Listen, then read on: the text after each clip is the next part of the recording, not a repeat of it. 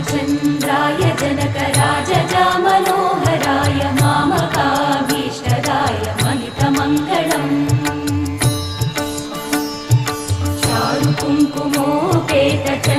चारुकुङ्कुमोपेतचन्दनानुचर्चिताय हारकटकशोभिताय भूरिमङ्गलम् विमलरूपाय विविधवेदान्तवेद्याय सुजनचित्तकामिताय सुभगमङ्गलम्